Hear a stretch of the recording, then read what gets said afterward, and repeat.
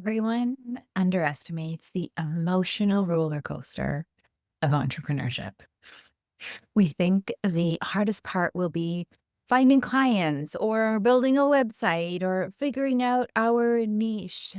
But the truth is, the real challenge is emotional. It's what happens inside of you as you start to stretch yourself and bring something new into the world. I hear it all the time. I feel stuck. I don't know where to start. I know what I should do, but I'm not doing it. There's fear, the fear of being seen, the fear of being judged, the fear of people seeing through you that you'll fail. And maybe you wonder, can I really charge for this? What if no one buys? You just have parts that want to grow and parts that don't feel safe to yet. And that's where most people get hung up. Not necessarily because they don't know what to do, but because parts of them don't feel safe to do it. So it's a roller coaster and it gets so frustrating.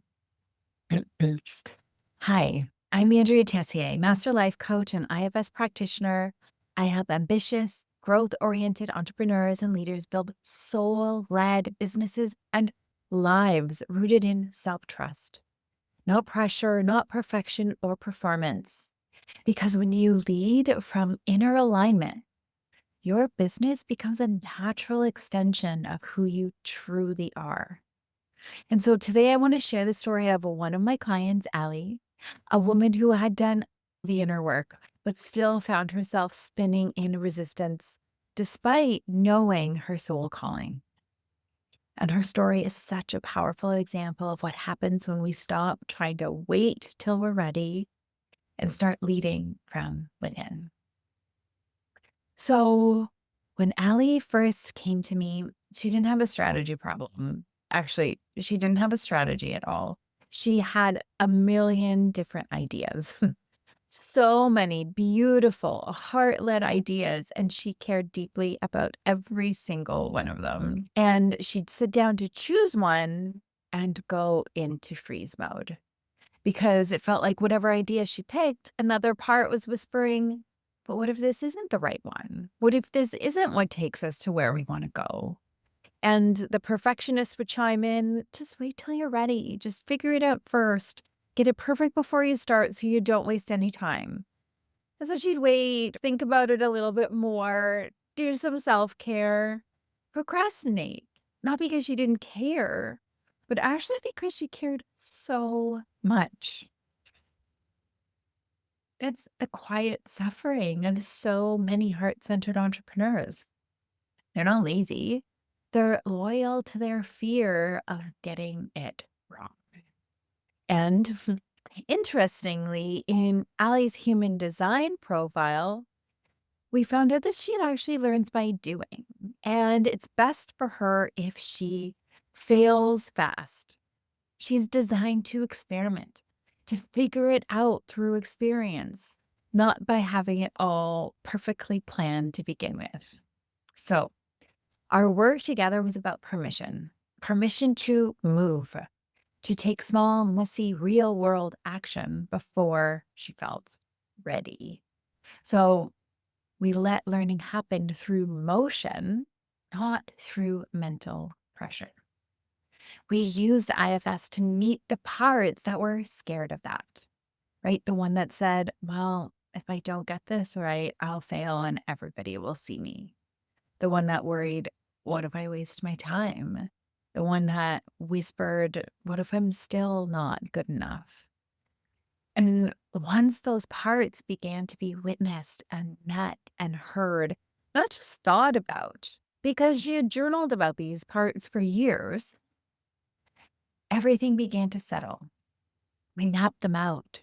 We made sense of the noise. And as she reconnected with herself, that calm, wise center, and was able to meet those parts from self, not analyze her parts, clarity started to arise naturally. Not the kind of clarity that comes from planning and study, but the kind that comes from trust, like unshakable inner certainty. From there, things began to move. She started testing ideas, sharing her voice online, planning her first women's group, not waiting for it to be perfect, just sort of following what felt most alive. And that's the paradox, isn't it? The clarity we crave doesn't actually come before the action, it comes through it. So here's the thing, we need to have the capacity and we need to be attuned to the frequency of what we're calling in, whether it is a promotion, a next level of wealth, a certain type of client. And this isn't something that we figure out, it's something that needs to be felt out. And the only way to do that is through the inner work. We create capacity, we attune to frequency when our parts are integrated, not when they're suppressed. So from here, the actions we take get to be embodied, not from striving manager parts, but from our authentic self. So as Ali started taking action, something really beautiful and very human happened.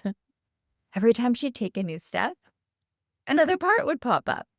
This time, the imposter. Who am I to do this? There are already so many people doing it better. What if I put myself out there and nobody cares? The voice sounds logical, protective, but it's not the enemy. It's actually just a scared part that doesn't want you getting hurt. And because we were working together through this IFS lens, we didn't silence it. We actually listened to the imposter. We learned what it was protecting her from, and that it didn't want her to feel the sting of rejection or the shame of getting it wrong, because for very real reasons, it knew what that was like. So when we met that part instead with compassion, it was able to relax and things started to click further. Clients began finding her, community started growing, her content became more authentic and easy and fun. She wasn't performing anymore. She was actually just expressing. But the cool thing was, it wasn't just her business that began to be magnetic and clear. It was her life.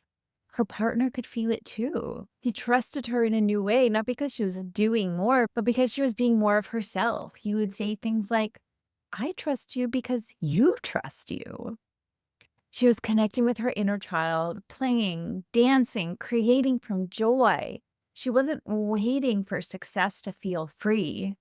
She was creating from freedom. That's what flow is.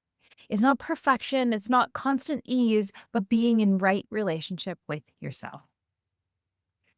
So from that place, how can you not be magnetic? Right? And it's not about the strategy. It was because she was finally in harmony with her system.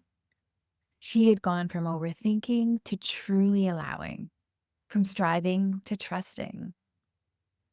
When your business becomes an expression of your wholeness and an extension of your wholeness. So Allie thought she was coming to me to build a business, but what she was really building was herself. Because truthfully, as I see it, spirit doesn't care whether your business takes off this year or next year or ever. Spirit doesn't care how many followers you have or what your launch results look like. Spirit cares about who you become in the process. Are you becoming more courageous? Are you becoming more compassionate, more loving towards yourself and others? That's the real success.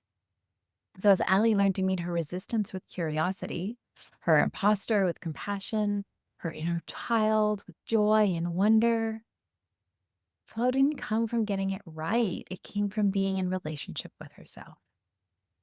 And when she started leading herself that way, everything changed.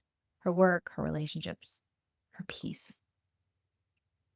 And like I said, everyone underestimates the emotional roller coaster of entrepreneurship. But that's what makes this journey such a profound teacher because it brings you face to face with the parts of you still learning to trust life. Your business gets to be the playground where your healing happens, a mirror for your growth. And if you let it, it can be the most sacred spiritual practice you'll ever have. So if you've been resisting, second guessing, waiting until it's perfect, maybe that's not actually a sign to stop. Maybe it's an invitation to listen. You don't need to be someone else to succeed. You just need to be more of who you really are. So let me know in the comments what part of entrepreneurship feels like a mirror for your own inner work right now. I'd love to hear from you. And thank you for being here. Thank you for doing this work because when you grow, your business grows.